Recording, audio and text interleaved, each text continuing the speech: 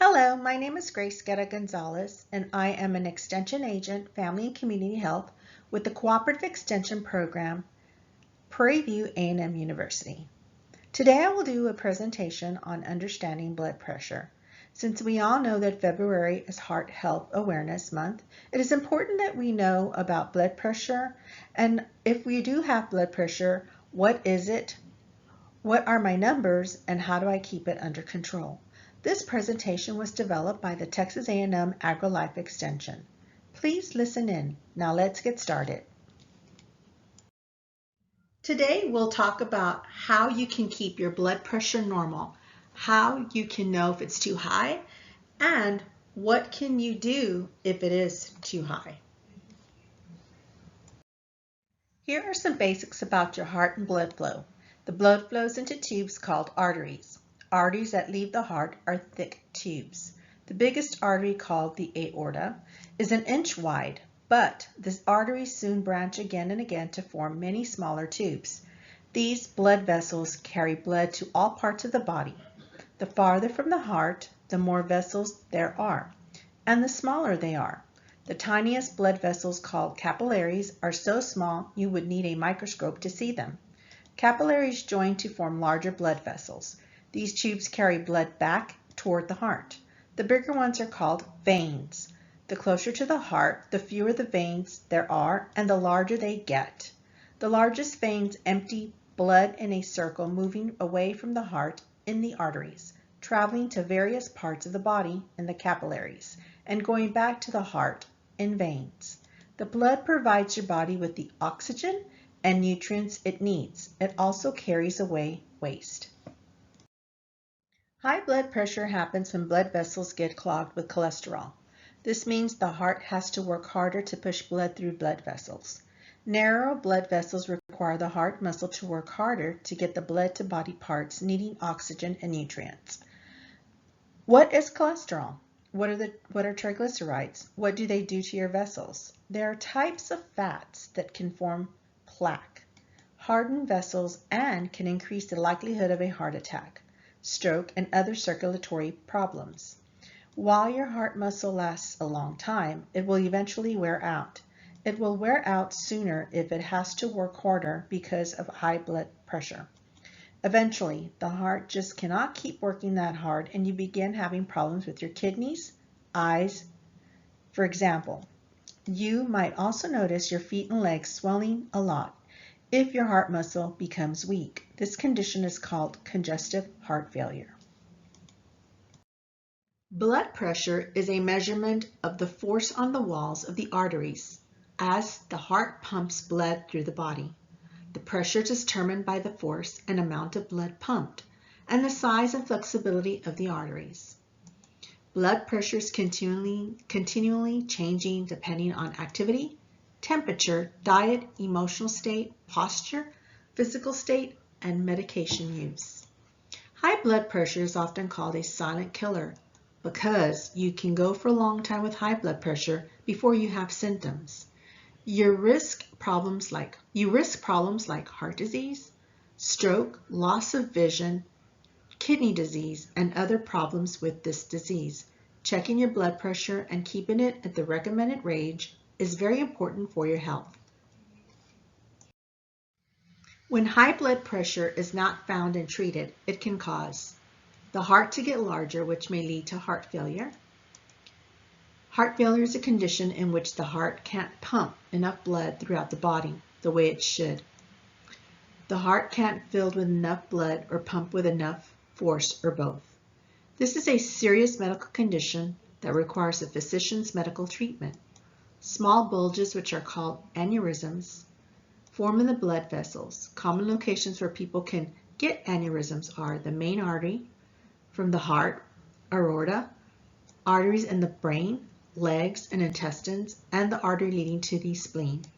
Blood vessels in the kidneys narrow, which may cause kidney failure. Arteries throughout the body harden faster, especially those in the heart, brain, kidneys, and legs. This can cause a heart attack, stroke, kidney failure, or amputation of part of a leg. Blood vessel in the eyes hurt or bleed, which may cause vision changes and can result in blindness. Okay, we're going to look at normal blood pressure and pre-high blood pressure, high blood pressure stage 1, and high blood pressure stage 2. Normal blood pressure is 120 over 80 or lower. High blood pressure is 140 over 90 or higher. If your blood pressure is between 120 to 180 and 140 to 190, you have something called prehypertension. You're in the beginning stages and at risk of high blood pressure. Or your doctor can tell you whether you have high blood pressure. Most doctors will check your blood pressure several times on different days before deciding that you have high blood pressure.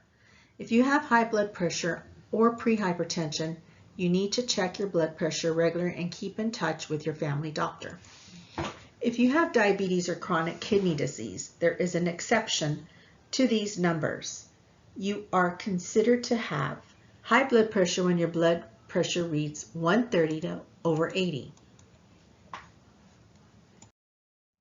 Here are some ways to help make your blood pressure better. Eat better. Ask your doctor about what foods to eat more of and which foods to avoid. Move more. Regular physical activity can help too. Do check with your doctor to find out if adding regular physical activity is okay for you. Lose weight, especially abdominal or belly fat. Eating better and moving more can help you do this. Aerobic activities like walking help lose the abdominal fat the best. Quit smoking. Your risk of high blood pressure will decrease almost immediately if you quit smoking cigarettes. If your doctor says you should take pills to lower your blood pressure, make sure you do that. The doctor can work with you by reducing dosages or changing pills. Your blood pressure goal should be 120 over 80. If you reach this while taking blood pressure medication, do not quit or reduce your dosage. Blood pressure can be measured using different methods. I'm going to discuss 3 of these methods with you. The first way you can measure your blood pressure is to use an aneurysm monitor. Most of us have probably had our blood pressure measured this way in the past. An aneurysm monitor has a dial gauge and that is ready by looking at a pointer. The cuff is hand inflated by squeezing a rubber bulb, and the heart sounds are heard through a stethoscope. This kind is best used if another person is taking your blood pressure for you. Nowadays, we use digital monitors to read blood pressure. A digital monitor is easy to use, and it provides your results on a small screen that is easily read accurately. I would recommend using this type of monitor due to its ease of use and accuracy of reading. You may buy one in a pharmacy or discount store. It's easy to use this one by yourself. Another blood pressure monitor on the market is the finger or wrist pressure monitor. These types of monitors are usually very sensitive to your position and body temperature and are also very expensive. I would recommend this product last of all the other types. Cuff size is important. If you have the wrong cuff size, you will not get an accurate blood pressure reading. Let's talk about the steps you need to take before you measure your blood pressure. Don't use caffeine, alcohol, or tobacco products for at least 30 minutes prior to measuring your blood pressure. Go to the bathroom. Rest for 3 to 5 minutes. Do not talk. Sit in a comfortable position with your back supported, legs and ankles uncrossed. Take your blood pressure at a consistent time or consistent times, such as in the morning and in the evening.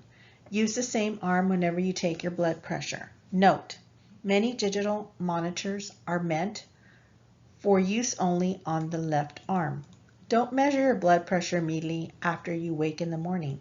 Wait an hour or so. If you exercise after waking, take your blood pressure before exercising. Now let's talk about how to take your blood pressure. Place your arm raised to the level of your heart on a table or a desk and sit still. You may need to place a pillow or cushion under your arm to elevate it high enough. Wrap the correctly sized cuff smoothly and snugly around the upper part of your bare arm.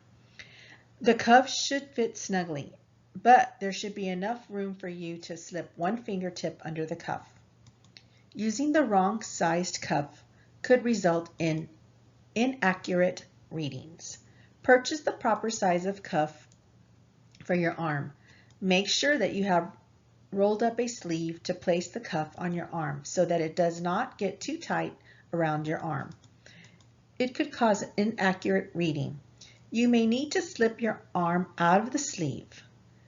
If your monitor doesn't automatically log blood pressure readings or heart rates, write them down on your own log so you can take the information to your next doctor's visit. Be certain that the bottom edge of the cuff is 1 inch above the crease of your elbow. Remember, blood pressure varies throughout the day, is often higher in the morning. Talk to your doctor about your own personal blood pressure goals. Do you know your blood pressure numbers? If your numbers are not where they should be, talk with your doctor. She or he will work with you to get your blood pressure in a normal range. Your doctor may prescribe medicine if your blood pressure is high. Your doctor will usually recommend you to follow a specific diet. If your blood pressure is well controlled, you may need to check it at home only a few days each month. You may need to check your blood pressure more often if you're just starting a home monitoring system. If you're making any changes in your medications or other treatments, or if you've had any other health problems such as diabetes and other chronic illnesses. Home blood pressure monitoring is not a substitute for visits to your doctor. Even if you get a normal reading, don't stop or change your medications or alter your diet without talking to your doctor first. Monitoring your blood pressure doesn't have to be complicated or inconvenient. If you can, do it at home. Home monitoring lets you know how you are doing. You may lower the risk of complications and related to high blood pressure and enjoy a healthier life if you can keep your blood pressure in the normal ranges. Contact your doctor if you have any unusual or persistent increase in your blood pressure. Ask what reading should prompt an immediate call to the medical office. In addition, it's an emergency if your home reading shows that your blood pressure is higher than normal and you experience symptoms such as a severe headache, chest pain, numbness, tingling in the face or limbs, unable to speak well, slight drooping in one side of your face, or you cannot lift one of your arms properly. A symptom by itself or with any combination should lead to contacting your physician or calling 911. Seek immediate medical attention since there are signs of an emergency medical need. Uncontrolled blood pressure can lead to stroke, heart attack, or circulatory issues. Now that you know what blood pressure is, what should you do if your blood pressure is too high? Visit your doctor and get an idea on your health status. Reassess your lifestyle. A suggestion should be or would be to visit your doctor and have a heart checkup. This way you know where your heart health is right now and can seek ways to improve your health and quality of life. If you don't have a regular doctor, dial 211 to find a doctor in your area. If you have any questions or need more information regarding high blood pressure, please contact me at grguerra@pvamu.edu. Thank you and have a wonderful day.